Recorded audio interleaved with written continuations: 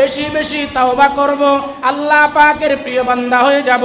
এই জন্য পবিত্রতা অর্জন করব, রহমতের ফেরেশতা কুদরতের হাত দিয়ে আমাদেরকে হেফাজত করবে। চারটা গুণে গুণান্বিত যেই ব্যক্তি হবে, আল্লাহ সুবহানাহু ওয়া তাআলা তার জন্য সোজা জান্নাতের ব্যবস্থা করবে। আবার এমন চারটা জিনিস আছে যে চারটাকে আল্লাহ পছন্দ করেন না। শোনার জন্য রাজি আছেন তো ইনশাআল্লাহ? চার ব্যক্তিকে আল্লাহ পছন্দ করে না। এক নাম্বার, ওয়াল্লাহু লা ইউহিব্বুজ জালিমিন, আল্লাহ জালেমকে পছন্দ করেন না। ওয়াল্লাহু লা ইউহিব্বুজ জালিমিন, নাম্বার এক, আল্লাহ জালেমদেরকে পছন্দ করে না। জালেমের জুলুমের বিচার আল্লাহ দুনিয়ার মধ্যে করে, আখিরাতের মধ্যে করবে। এই জালেমের জুলুমি নিয়ে আলোচনা হয়েছে, ঠিক কি না? গত জুমার আগের জুমায় আলোচনা হয়েছে জালেমের জুলুমি নিয়ে। এই জন্য আল্লাহ বলেন, এক নাম্বার, জালেমদেরকে আমি ভালোবাসি না। দুই নাম্বার, ইন্নাল্লাহা লা ইউহিব্বুল ফাসিকিন, আমি ফাসিকদেরকে ভালোবাসি না। ফাসিক কারা? ফাসিক কারা? ফাসিক তো তারা যারা আল্লাহ রসুলের সুন্নতকে স্বীকার করে মানে না। আল্লাহ রসুলের সুন্নতকে স্বীকার করে মানে না। দাড়ি রাখতে হবে, দাড়ি রাখা ওয়াজিব, অনেকেই বলেছেন দাড়ি রাখা সুন্নত, অনেকেই বলেছেন দাড়ি রাখা ওয়াজিব, কিন্তু দাড়ি রাখে না। দাড়ি রাখা ওয়াজিব সেটা বুঝে রাখবে না, ফাসিক। আল্লাহ পাকের হুকুম আহকাম, নামাজ পড়তে হবে বুঝে, স্বীকারও করে, কিন্তু নামাজ পড়ে না, বড় ফাসিক। আল্লাহ পাকের হুকুম পর্দা করতে হবে মানে, জানে, সব কিছু জানে কিন্তু মানে না, অস্বীকারও করে না, কিন্তু পর্দাও করে না, ফাসিক। এক কথায় আল্লাহ পাকের হুকুম জানে, সব কিছু জানা আছে কিন্তু মানে না, তাকে বলা হয় ফাসিক। এই ফাসিককে আল্লাহ তাআলা পছন্দ করে না। দুই নম্বর ফাসিকের গুণ হলো, এক নম্বর ফাসিকের গুণ, আল্লাহর হুকুম তারা জানে মানে না। দুই নম্বর ফাসিকের গুণ হলো সমাজের মধ্যে ফিতনা ছড়ায়। কি ছড়ায়? সমাজে ফিতনা ছড়ায়। এমন ফিতনা, এমন ফিতনা, যেই ফিতনা ডাকার জন্য কোনো লোক যায় না, যেই ফিতনা ডাকতেও পারে না। আল্লাহ বলেন, আমি ফিতনাকারীকে পছন্দ করি না। নাম্বার এক, জালেমদেরকে পছন্দ করে না। নাম্বার দুই, ফাসিকদেরকে পছন্দ করে না। নাম্বার তিন, ইন্নাল্লাহা লা ইউহিব্বুল মুনাফিকিন, আল্লাহ মুনাফিকদেরকে পছন্দ করে না। মুনাফিকদেরকে পছন্দ করে না। মুনাফিকদের কাজ হলো মানুষের পিছনে লেগে থাকা। মুনাফিকদের কাজ হলো মুখে এক কথা বলা, অন্তরের মধ্যে বিষ পদার্পণ করা। মুনাফিকদের কাজ হলো মুখে এক কথা বলবে, অন্তরে অন্য কথা বলবে।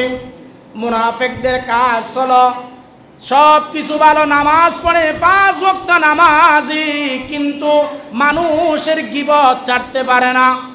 5 ওয়াক্ত নামাজি, দিনদার, দাঁড়িয়ে আছে, সব কিছু আছে, দেখতে লাগতেছে একটা বড় আলেম, দেখতে লাগে বড় বুজুর্গ, কিন্তু তার ভিতরে এমন কিছু আচরণ পাওয়া যায় যে আচরণ দেখলে মুনাফিকদের কথা মনে পড়ে যায়, ঠিক না? এই জন্য আল্লাহ বলেন, ইন্নাল্লাহা লা ইউহিব্বুল মুনাফিকিন।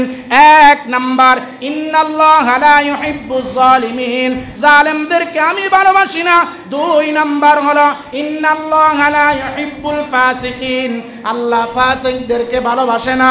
তিন নাম্বার হলো ইন্নাল্লাহা লা ইউহিব্বুল মুনাফিকিন, আল্লাহ মুনাফিকদেরকে ভালোবাসে না। চার নম্বর হলো ইন্নাল্লাহা লা ইউহিব্বুল মুকাদ্দিবিন, আল্লাহ কাজ্জাব, মিথ্যাবাদীকে ভালোবাসে না। মিথ্যাবাদীকে ভালোবাসে। কেন মিথ্যাবাদীকে ভালোবাসে না?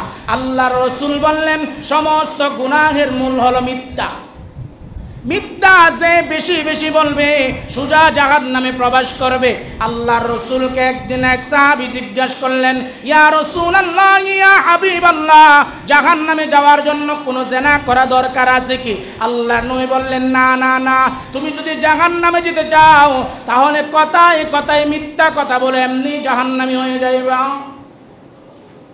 কথায় কথায় মিথ্যা কথা বললে এমনি জাহান্নামী হয়ে যায়।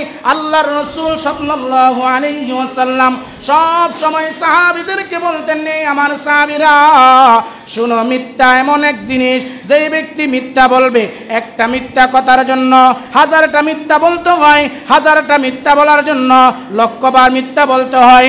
মিথ্যা বলতে বলতে বলতে বলতে আজরাইল আমিন আলাইহিস সালাম পিছন থেকে অবস্থান করে আজরাইলকে হাফ করে ধরার পর ধরার সাথে সাথে মিথ্যা বন্ধ হয়ে যায়। আল্লাহর রাসূল বললেন, জান নেওয়ার সাথে সাথে তোমার জানটা আল্লাহ পাকে সিজ্জিনের মধ্যে পৌঁছায়া দেয়। মিথ্যা হলো সমস্ত গুনাহের মূল। কি ভাই? মিথ্যা সমস্ত গুনাহের মূল। মিথ্যা সমস্ত গুনাহের মূল। যেই ব্যক্তি মিথ্যা বলবে অন্য কোনো গুনাহ তার প্রয়োজন নাই, এই মিথ্যায় তাকে জাহান্নামের মধ্যে নিয়ে যাইবে।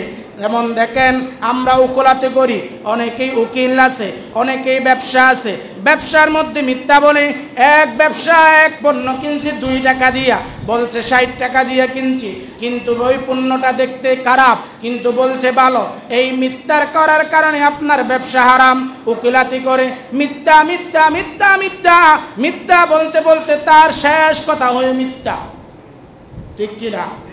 দেখবেন উকিলদেরকে দেখবেন মিথ্যা ছাড়া তারা চলতে পারে না, মিথ্যা বলতেই হবে, মিথ্যা না বললে তার পক্ষে রায় আসবে না। ঠিক কিনা?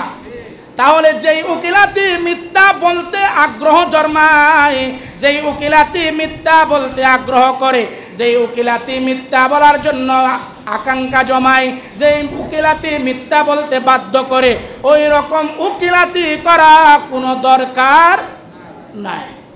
এই রকম উকিলদের জন্য আল্লাহ সুবহানাহু ওয়া তাআলার কাছে একটা কাঠগড় আছে, কাঠগড়া। কিয়ামতের ময়দানে ওই রকম উকিলদেরকে কাঠগড়ার মধ্যে দাঁড় করাইবে।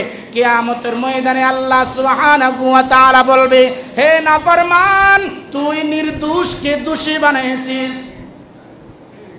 আমি বিচারক, দুনিয়ার মধ্যে তোকে ক্ষমতা দান করেছি, তোকে উকিল বানিয়েছি, তোকে ব্যারিস্টার বানিয়েছি, তোকে জজ বানিয়েছি, তোকে বিচারপতি বানিয়েছি।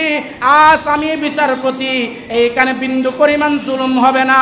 আল্লাহ বলেন, ফামান ইয়ামাল মিসকালা যাররাতিন খায়রান ইয়ারা ওয়া মান ইয়ামাল মিসকালা যাররাতিন শাররান ইয়ারা। ও বন্ধুরে আমার, আল্লাহ বলেন কিয়ামতের ময়দানে তোমার জররা পরিমাণ দুনিয়ার মধ্যে যা কিছু করেছো সব উপস্থিত হবে। ভালোটাও উপস্থিত হবে, খারাপটাও উপস্থিত হবে, গুনাহটাও উপস্থিত হবে, সওয়াবটাও উপস্থিত হবে। ওই দিন আল্লাহ জালেমদেরকে বলবি, তোকে আমি উকিল বানিয়েছিলাম, তোকে আমি ব্যারিস্টার বানিয়েছিলাম, তোকে আমি জজ বানিয়েছিলাম, তোকে আমি প্রধান বিচারপতি বানিয়েছিলাম, বিচারটা কি করলি? এখানে তো কোনো উকিল নাই তোকে সুপারিশ করে জান্নাতে নিয়ে যাইবে। সুতরাং তোর জন্য জাহান্নামের ব্যবস্থা আমি আল্লাহ সুবহানাহু ওয়া তাআলা করে রেখেছি।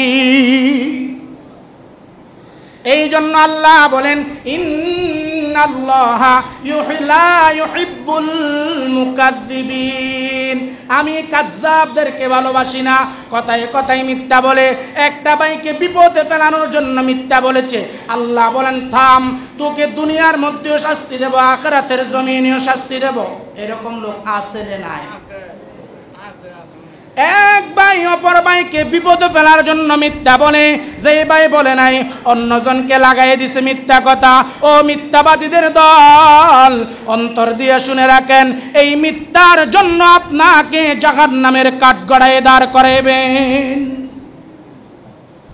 আরো লোক আছে মিথ্যা বলে অপর ভাইকে ক্ষতি করবে। এক ভাই মিথ্যা বলল, একজন ঘৃণা করে তাকে মিথ্যা বলে আরো ঘৃণার জন্ম দিল। এই জন্য আল্লাহর রাসূল বললেন মিথ্যা হলো ঘৃণার জন্মর 1 নম্বর অস্ত্র। 1 নম্বর অস্ত্র। মানুষের অন্তরে ঘৃণা জমানোর জন্য মিথ্যা 1 নম্বর অস্ত্র। মিথ্যা কথা বলবেন তো, মনে করেন আব্দুল করিম আব্দুর রহিমের নামে মিথ্যা রটাইলো, ওই আব্দুর রহিমের মনের মধ্যে আব্দুল করিমের প্রতি খুব হয়ে গেল।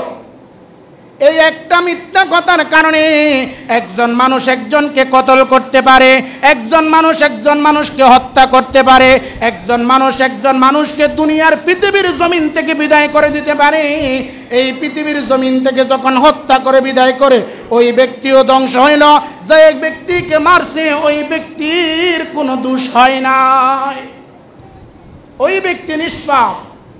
এই একজন বিবাদী মিথ্যা 3 জন লোক। এই জন্য আল্লাহর রাসূল বলেছেন 2 জন ব্যক্তি যেখানে কথা বলে 3 জন ব্যক্তি যেন ওইখানে না যায়, 3য় জন ব্যক্তি যেন ওইখানে না যায়। আর 5 জন ব্যক্তি একসাথে আছে, গোপনে যেন 2 জন 2 জনকে ফুসফুস না করে। আল্লাহ রাসূলের নিষেধ আছে, 5 জন ব্যক্তি আছে, 5 জন ব্যক্তি আপনারা কথা